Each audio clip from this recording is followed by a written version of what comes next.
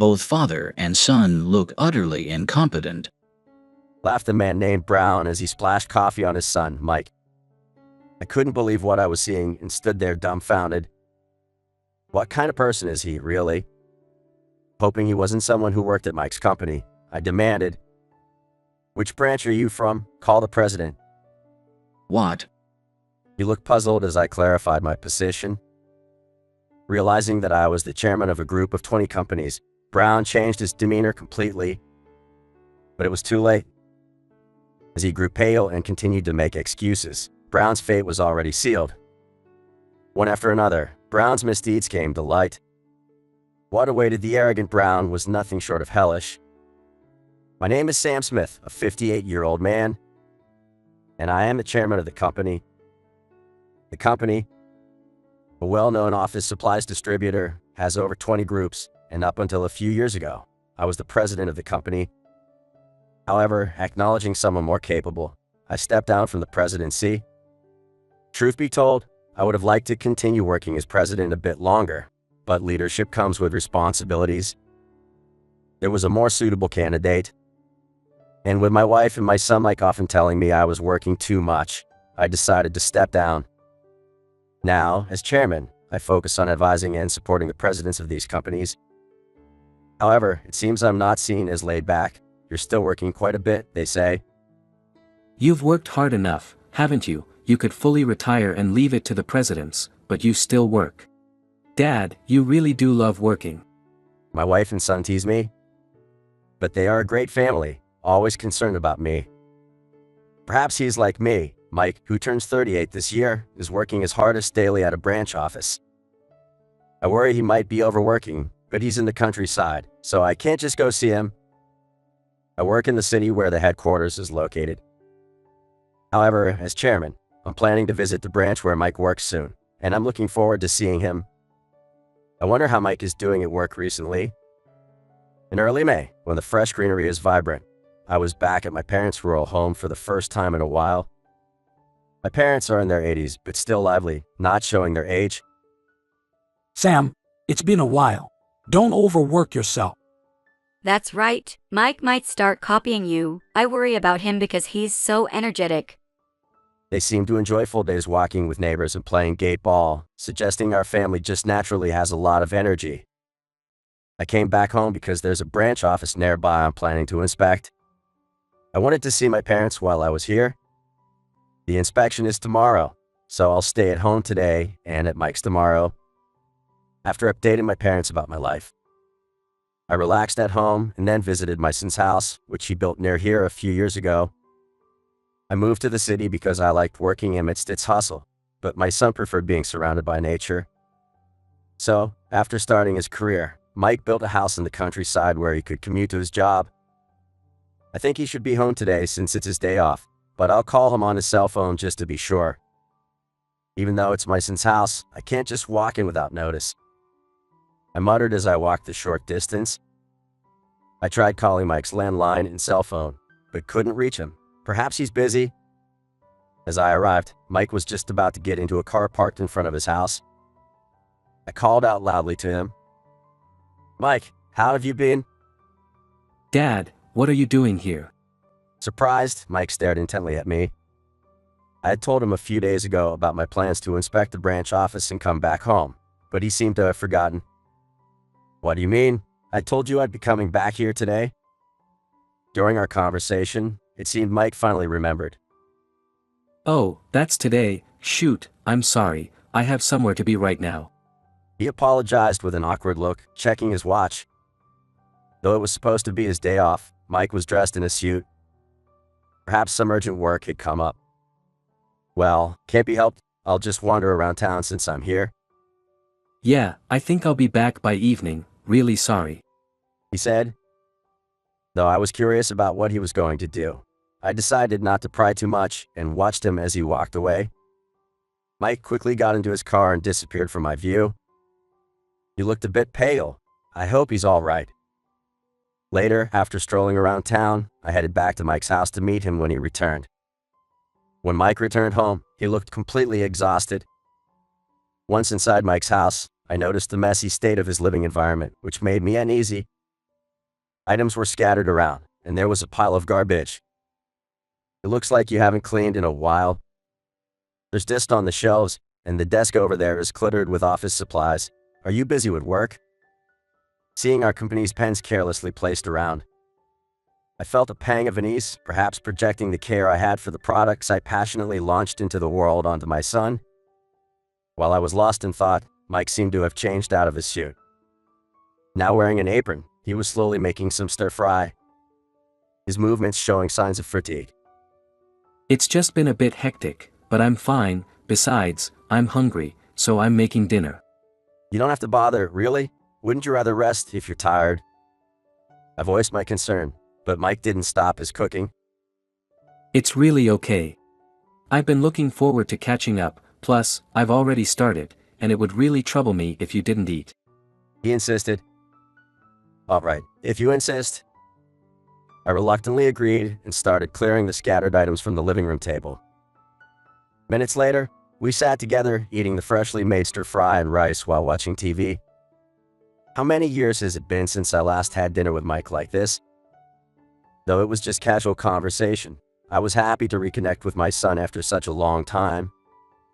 Later, as I watched Mike clearing the dishes and doing a washing up, I casually watched TV.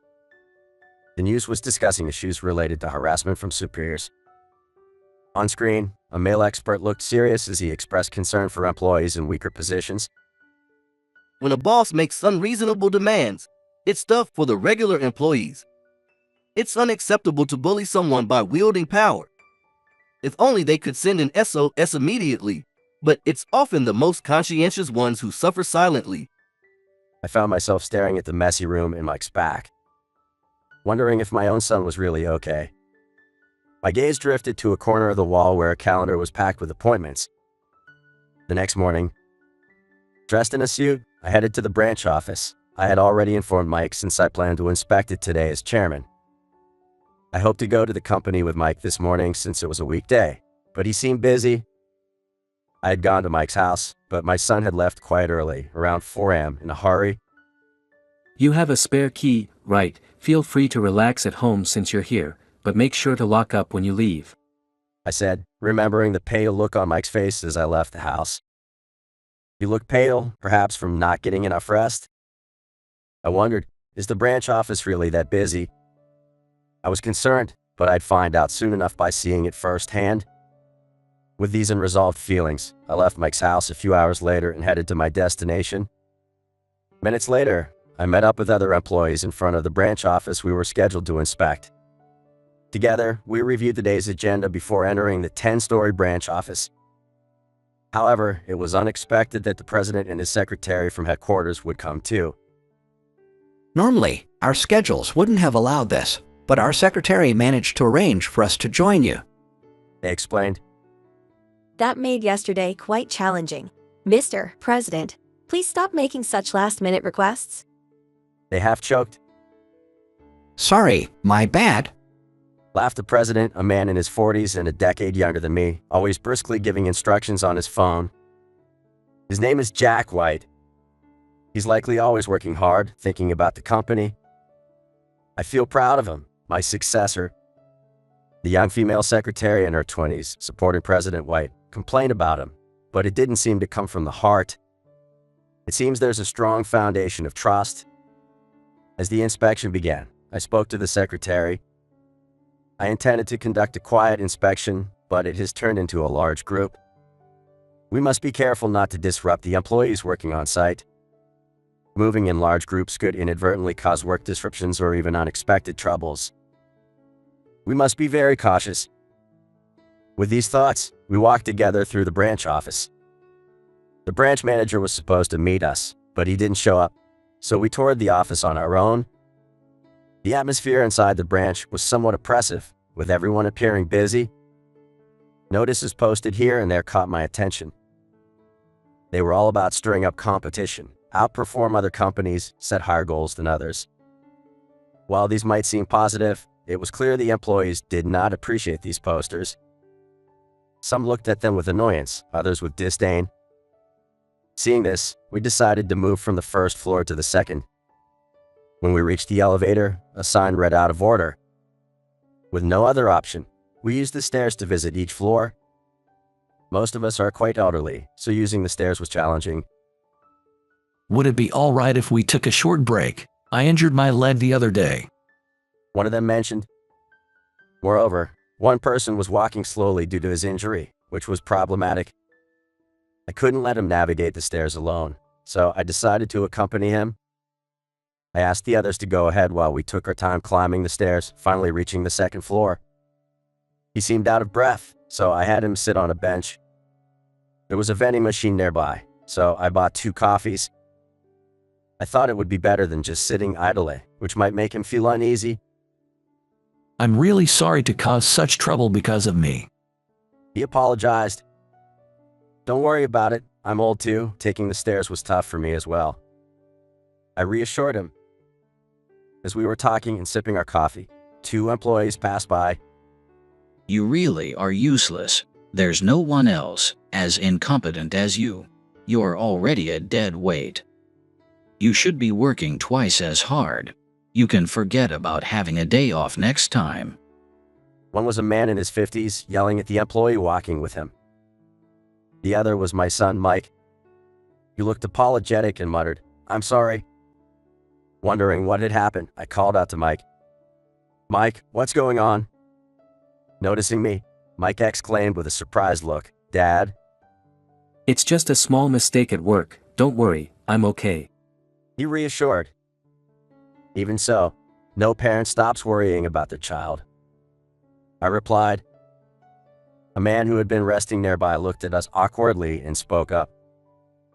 Shall we move from here? I've rested enough, and my leg is better. You must be concerned about your important son, right? Are you sure you're okay? Please, don't push yourself. I responded appreciatively. He considerately left the scene, showing concern for us as he departed. Though I was still a bit worried, Mike's situation also concerned me. As I was about to ask him more, a man nearby muttered discontentedly, Who is this guy? This is my father, Sam Smith, and Dad, this is. Mike tried to introduce, but was cut off as the man announced brashly, "Brown here." Introducing himself with a presumptuous attitude, it was Brown. This old man is your father. You two do look alike. Brown said mockingly as he approached and reached out his hand. He grabbed the coffee from my hand and poured its contents over my son's head. Like father, like son. Both utterly incompetent. He jeered. I was dumbfounded by the sudden act of aggression, an unbelievable scene. As a father, I felt rage, and as a chairman, I could not overlook this behavior, so I confronted Brown. "Which branch are you from? Call the president." What? I said this because I did not want him working in this company. How much better it would be if he were just support from another branch. Tell me the name of the branch you work at and the name of your president, I demanded. Acting arrogant, he asked, What are you talking about? Seemingly unable to grasp the situation, Brown looked at me bewildered. He did not realize I was the chairman. So, I cleared my throat and then disclosed my identity. I am the chairman of your company. With 20 companies in our group, it's hard to remember every senior executive.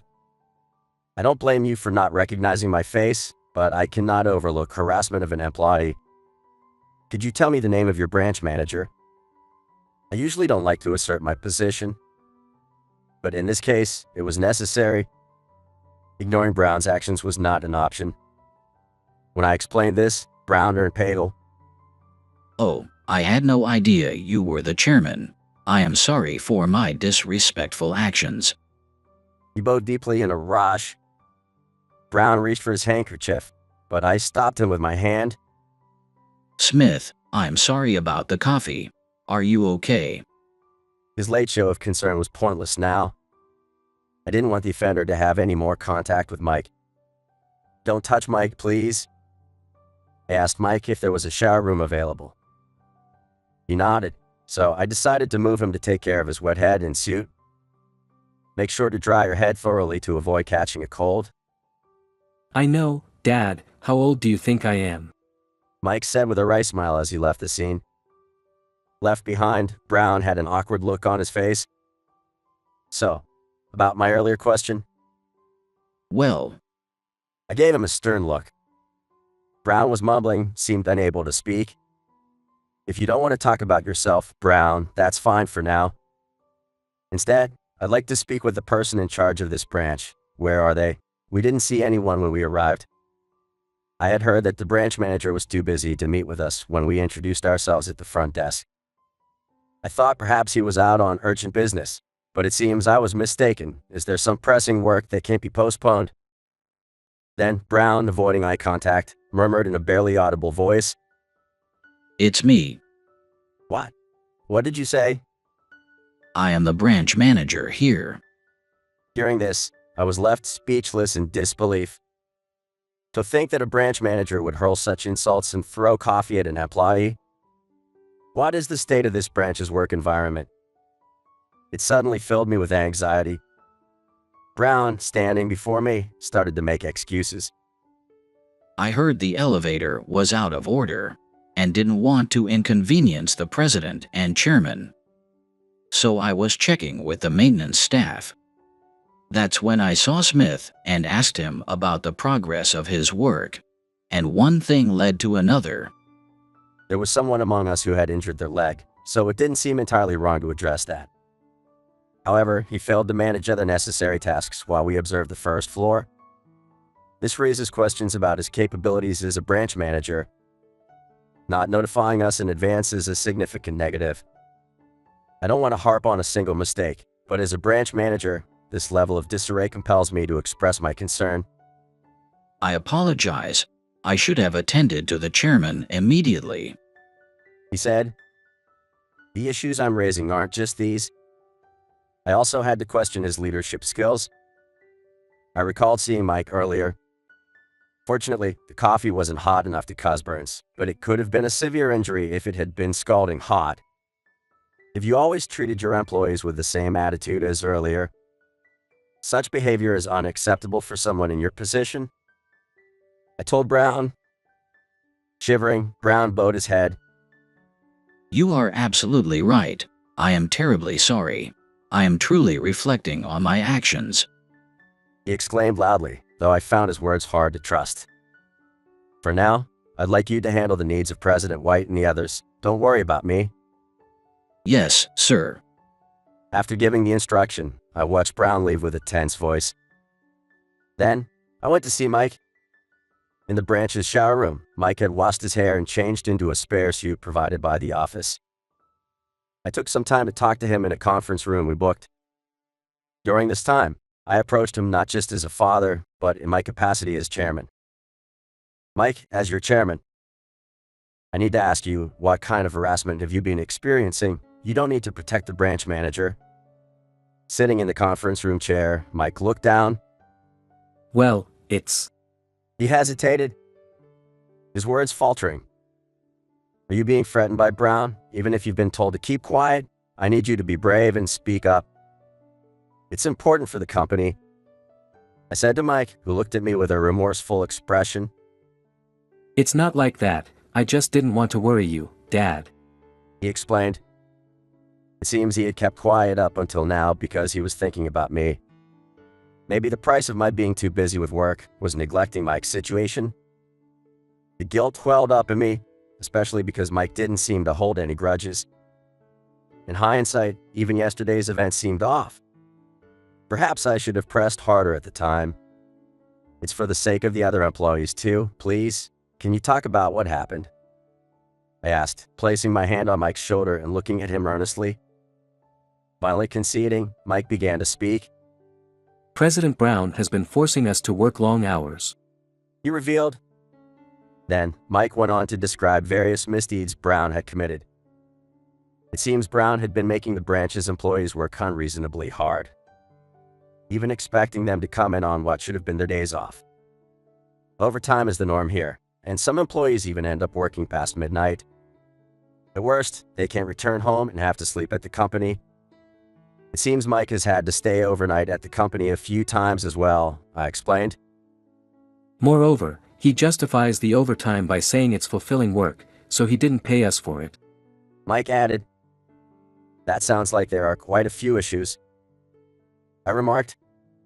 Yes, and with President Brown often on-site supervising and interrupting us. It's driven many employees to the brink of a nervous breakdown. Mike continued. The reason Mike was scrambling even on his days off was that he was being forced to work. Understanding this, I resolved that Brown could no longer be allowed to continue in his role. After this inspection, I would need to speak with human resources. I made sure to discuss these issues when I met with President White and the executives on the top floor. They were outraged upon learning the grim realities of this branch. I had no idea such things were happening here. We can't overlook this, President White said. Should we adjust our plans, President? Yes, let's talk to HR about this. While I guided President White and the executives, it was clear that Brown was facing dire consequences, but I felt no sympathy for him. Brown will get what he deserves. After a proper investigation, appropriate sanctions will surely be applied. But before that, there's someone I need to scold. After returning home with Mike, I asked him, "Why didn't you tell me?" Mike looked guilty and responded, Sorry, even though you stepped down from the president position. You still love working hard, right? And I thought I could handle it because I still have the strength. Mike is certainly stronger and healthier than I am. So maybe he thought he could handle a bit of strain. But even if he thinks he's okay, fatigue accumulates. You look pale today too. It can be too late if you only rest after you've broken down. It's important to rest before you feel too overwhelmed. Remember that. I told him. Okay, sorry. He said. Feeling responsible, Mike started to prepare dinner, looking a bit downcast. But after everything that happened during the day, I decided to cook instead. Luckily, my parents, having heard about the day's events, sent over a lot of side dishes, which helped a lot. That evening, we had dinner together at Mike's house for the first time in a while, with both parents joining us. Dad, Grandma brought some coffee too. Do you want some? Mike asked. Yeah, I'll have some. Oh, let me do it. You just sit and eat quietly, I replied. The living room had a slightly somber atmosphere due to the day's events, but watching the news on TV brightened the mood a bit. It was about employees at some company who had mustered the courage to stand up against harassment from their superiors. As I watched, I felt more determined to do everything I could to improve the work environment at this branch. After staying locally for 2 days, I returned home. It was a holiday, and I thought it would be a good chance to relax a bit. During that time, I came up with some new product ideas, affirming that relaxation is indeed important. However, there was also a disturbing incident. Brown had been lurking around Mike's house despite being instructed by me and the president not to approach Mike unnecessarily. It seems he was trying to ensure his subordinates didn't speak out about his actions. Please, Smith, don't say anything unnecessary, he said when he came to Mike's house, bowing his head, not wanting to cause any misunderstandings with the president or chairman. Being there at the house, I immediately understood what was happening and scolded him sharply. It seems our warnings did not reach you. If you continue to behave recklessly, should we call the police? I threatened Brown. Chairman, I had no idea you were still here. I'm so sorry, he exclaimed, realizing the seriousness of his situation. It was evident that continued vigilance was necessary. I had already told Mike to call immediately if anything happened. Soon after, as expected, Brown was terminated. Losing his motivation to attend the office, Brown stayed home, leading to a somewhat chaotic transition at the branch. The employees, though burdened, seemed relieved and the atmosphere lightened. After some time, Brown showed up at the office, gathering his personal belongings with a disgruntled expression. If only I hadn't done something like throwing coffee at Smith, I could have remained as branch manager, he muttered to himself. However, I couldn't agree with his sentiment. Brown lacked the leadership necessary to head the branch. Even if I hadn't been there, it was only a matter of time before his demotion or dismissal due to his misconduct. Nevertheless, simply forcing him out was not enough. I decided to investigate his actions further. It turned out that his excessive demands on his subordinates stemmed from his vanity. Don't let me down in front of rival companies. Don't smear mud on my face. If you fail, it reflects on me, and I'll be the one who's ridiculed. He often told his employees. It seems the reason Brown aggressively pushed for better performance at the branch and posted overly competitive notices everywhere was because he had been criticized by another branch manager for poor results. After being fired, Brown quickly looked for a new job. Fortunately, through family connections, he managed to get rehired quickly, but it appears he was unable to change his arrogant behavior. Seen as a haughty newcomer, he was not well received by other employees and didn't last a month at his new job. I saw him in town recently, looking very gaunt. Mike mentioned during a phone call. Meanwhile, with Brown gone, the atmosphere at the branch has improved significantly. Employees are now working more freely, and I hear Mike is finally able to take proper breaks on weekends. After a good sleep, I realized just how true it is that a clear head comes from rest. I really remembered how necessary proper breaks are, just like you always said, Dad.